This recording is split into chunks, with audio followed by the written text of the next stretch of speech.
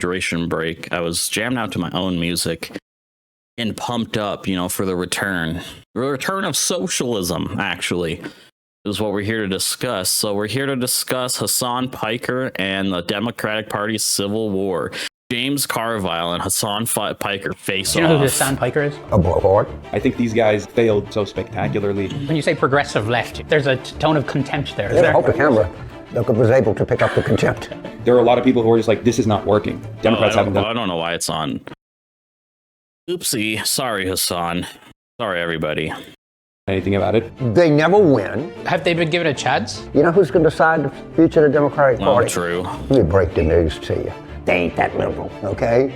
Pro-Israel politics is so poisonous in the Democratic Party. There's no place for criticism of the government of Israel in the Democratic Party. Will you endorse the 2028 candidate if they are pro-Israel? No, of course not. Why does it matter? I don't understand. I mean, I do understand. It's American, what do you want to call it? Proxy state, right? Because being anti-Israel is basically being anti-America, because America is funding all of Israel's horrific actions in the Middle East. Anyway. How are you feeling about the midterms? I feel very good, but the only thing that can derail us is we could nominate some of the wrong candidates in the wrong place and not be as successful as I hope, but it's going to be... Democratic strategist James Carville. I thought this guy was a Republican. Democratic strategist. That thing. The wrong candidates, what you mean by that? I see challenges from the, quote, progressive left, unquote, and these people are too hard-headed to know that they're not popular. People don't like them. Hard-headed. But if you get a skewed turnout in a primary, you might end up losing a race that you should have never lost in the first place. When you say progressive left, there's a tone of contempt there. Yeah, so you were very wise. I hope the camera was able to pick up the contempt. This is high definition, yeah. Yes. They don't win elections. They never run against Republicans. They just run against other Democrats. Their only message is, we're going to blow everything up. Okay, great. And they run for president. They never win. What? They are FDR. Have they been given a chat? What about FDR? FDR was like the greatest, longest-serving socialist, quote-unquote, of all time. Huh? In the USA, at least. Let's take over. Let's think of somebody. Bernie Sanders. Bernie Sanders ran for president twice. You know what he did twice? He lost. By a lot. James Carville says that he's... I think the Democrats also completely fucked Bernie. But the Clinton versus Bernie, oh my God, Bernie... They did Bernie so bad. I'm still mad. James Carville says this is all going to implode at the general election. Yeah, as opposed to previous neoliberal Democratic candidacies that have been spectacular successes so far. Hillary Rodham Clinton in 2016 and Kamala Harris in 2024. I think these guys have failed so publicly and so spectacularly that it has caused people to seek out alternatives. I don't think I'm exceptionally good at proselytizing the gospel of socialism necessarily. I think there are a lot of people who are just and that's the key is, right?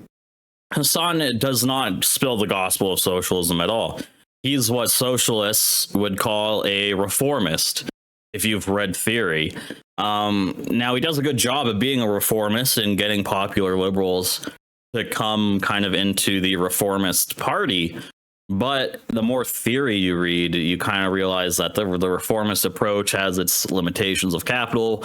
It blunts the revolutionary edge, to quote Lenin. But Hasan isn't, a revolutionary. He's just a guy to, tell the young liberals, hey, maybe your tax dollars should go to your education instead of genocide in Gaza. That's the message. This is not working. Cost of living crisis is completely out of control. Democrats haven't done anything about it. Republicans haven't done anything about it. There has to be a different alternative. And a lot of people are also very frustrated with the rise of Trumpism, rise of MAGA, rise of fascism in this country. They're scared. There's a lot of instability. And they see the Democratic Party as insufficient in dealing with Trumpism. And they go out there in the streets. They want to demonstrate. Who do they see on the streets? People like me. They see DSA. They see PSL. They see these organizations that have never stopped protesting. They don't stop protesting when Democrats are in charge. They don't stop protesting That's true. when They Republicans are always are in out charge. there. Why do they do that? Because the issues persist. Do you know who Hasan They're Piker is? dedicated. Yes. What do you think of him? Blowhard. Blowhard. A blowhard. Is this guy like this guy's so European coded? Democrat in a tough election that wants Hasan Piker to come in and campaign with him. What? In a general Why would election. Do you think Bro, Puerto Rico? I mean, come on, dude. Trump just won with fucking Dana White and all the Nelk boys. Is going to invite Hasan Piker to come to Texas? Come on, man. You think John Ossoff is going to invite him to come? I don't. You think Roy Cooper? No. Yeah, you need sophisticated Clintonism, neoliberalism. I mean, he's a niche guy. Do you think, candidates that embrace you in the primary process might want to tuck you away in the general election? Maybe. But I think that would be a mistake. Because the reality is, not only do I have a lot of... Listen, he's right. It would be a mistake, but it's going to happen. It would be a mistake in the sense that if you give Hasan that sort of general election platform, he could put a class-first approach into some people's minds. But the Democratic Party would never allow that. Not even the reformists. So there are, these are the limitations, right? Is like you can only go so far in the Democratic Party before you start reaching your limitations of capital. So the Democratic Party, who's beholden to the capitalists, aren't going to want Hasan to come out and rally against, wealth taxes and shit like a Zoran or whatever. It would cause a big split in the Democratic Party.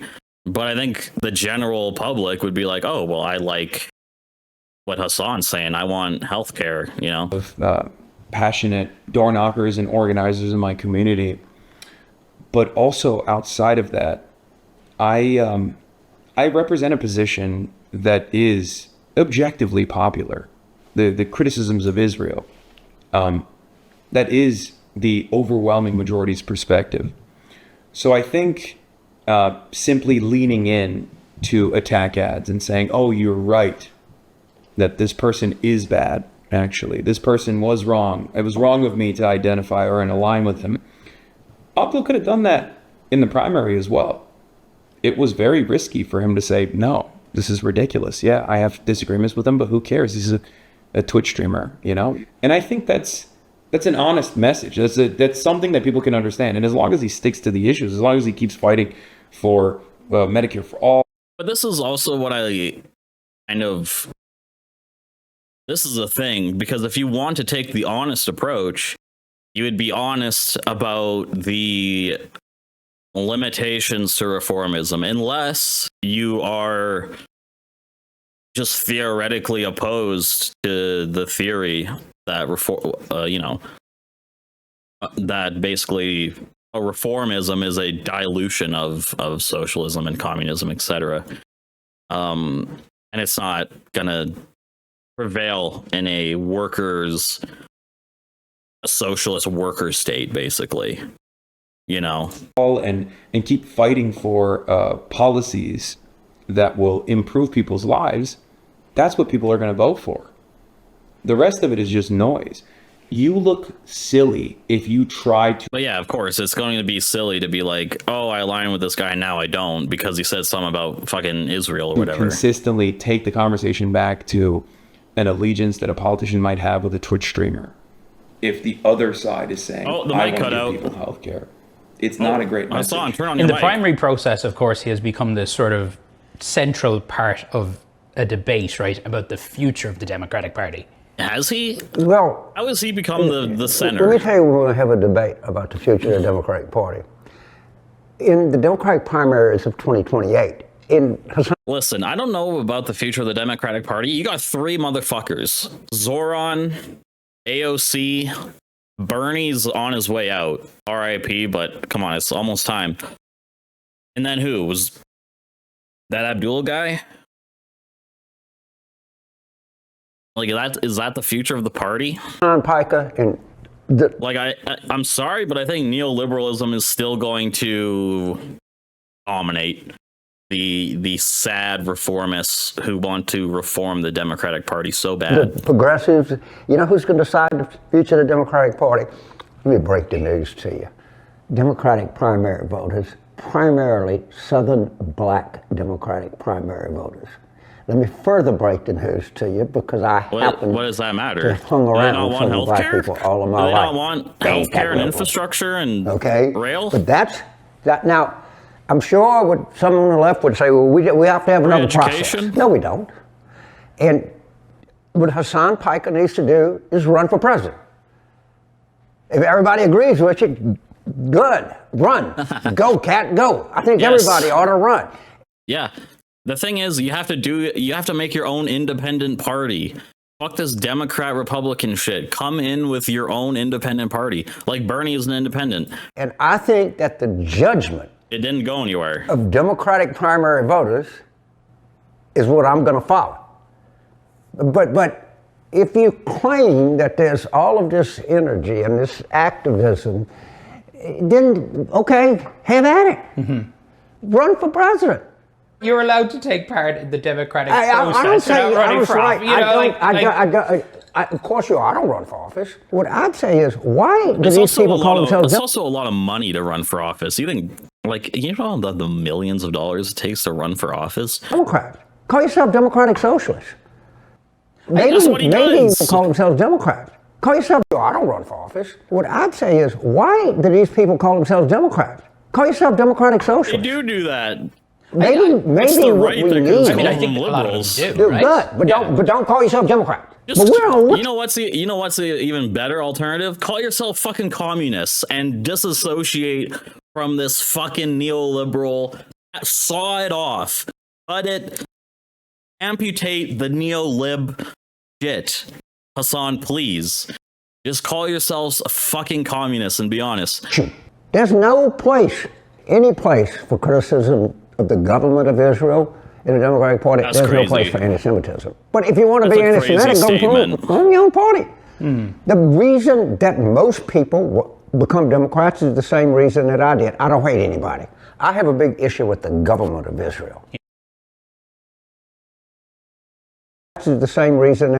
This perfectly sums up capitalism to me. The capitalism mind. Unless you have class consciousness, if you have that burden like I do, this is literally how everyone thinks.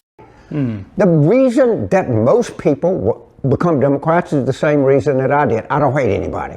Yeah, I don't hate anybody because everyone agrees on the fucking economic principles of capitalism. That's the problem with the neoliberalism. Two parties, one economics.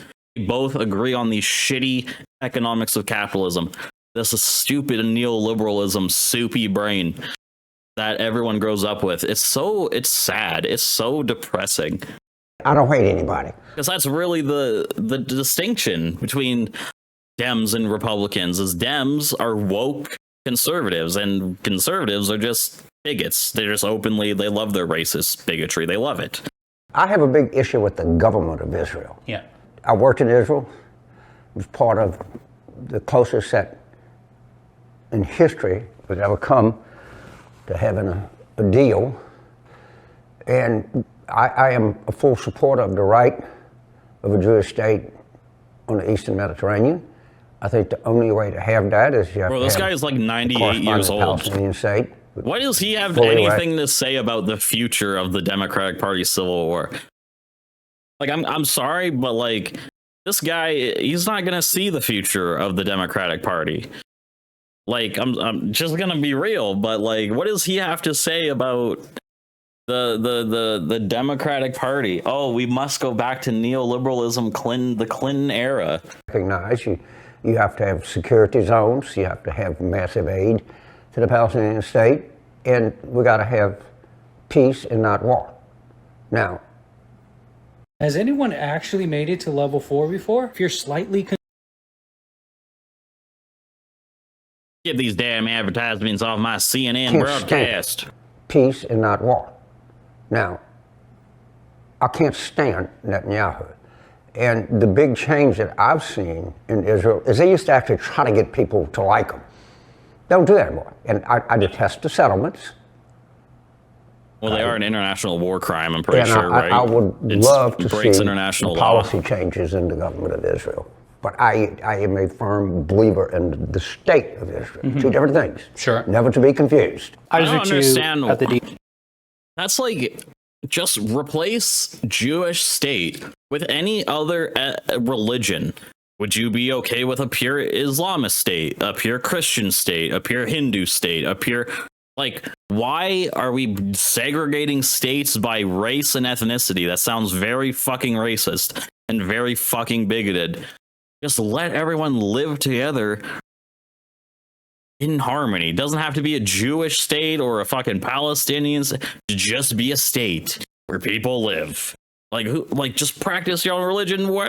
Just be secular. Just have a secular state. DNC in 2024. Sure. Never to be confused. I was with you at the DNC in 2024, where you said you didn't endorse Harris. Oh yeah, Kamala Harris. Will you endorse the 2028 candidate if they are pro-Israel in a way that you don't like? Oh, I mean, if you ultimately I thought he was asking the old guy this. Defeating fascism in this country as you describe it, MAGA, whatever. What is this question? Defeating fascism that you don't like. I mean, if you ultimately are about defeating fascism in this country as you describe it, MAGA, whatever, surely shouldn't you get on board with whoever the main candidate is? So, yeah, you should... If you want to fight fascism, what you should do is capitulate to the fascists. It makes so much sense. That's the CNN argument. Are you sure? Oh my God, you want to fight the fascist MAGA, scary MAGAs. So you must support the fascist Democratic Party who loves to blow up children in Gaza. You have to. What a stupid take from CNN.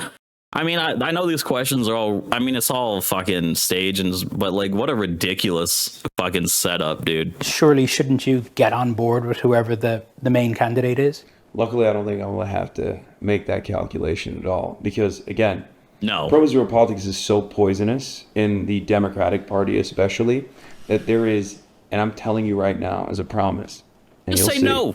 0% chance that whoever the elected Democrat is that wins the primary will be pro-Israel in any way, shape, or form. And I will do everything in my power to make sure that that doesn't happen regardless, but I don't think I'll have to push too much. And you'll see. Rahm Emanuel is a great example of this. Rahm Emanuel himself is very critical of Israel now.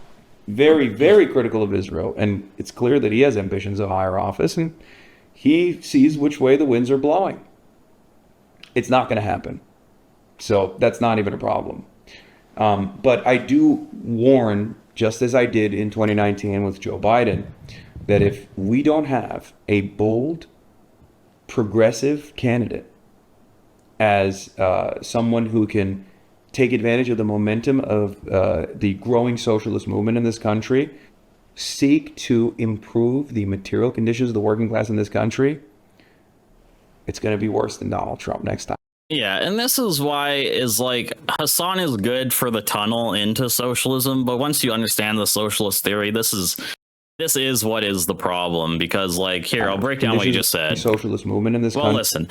First, the whole interview, first of all, he hasn't talked about capitalism being the problem. He hasn't talked about a class first priority for the Democratic Party. Listen, it's a CNN interview. I don't think they'd let him say that shit anyway. But that's also my problem, is like, you know, it's reformism, you know, it's not real socialism. The problem is he wants benefits for the workers. He does not want to abolish the private property relationship between employer and employee. He does not want that to change. That's not what he's advocating for. He wants better conditions for the slaves. He wants to feed them better. He wants to have better housing conditions. He wants them to have all these nice, better things, which is all great. Better benefits, love that. But I want to abolish slavery. That's the problem. Same thing here. I want to abolish the employer-employee relationship. That's not going to be brought up in the CNN interview with Hasan, but it's going to be worse than Donald Trump. That's kind of the problem with just as Donald Trump 2 Hasan was far worse than Donald Trump 1. Watch the full episode and the full story with Anderson Cooper on the CNN app. No thanks.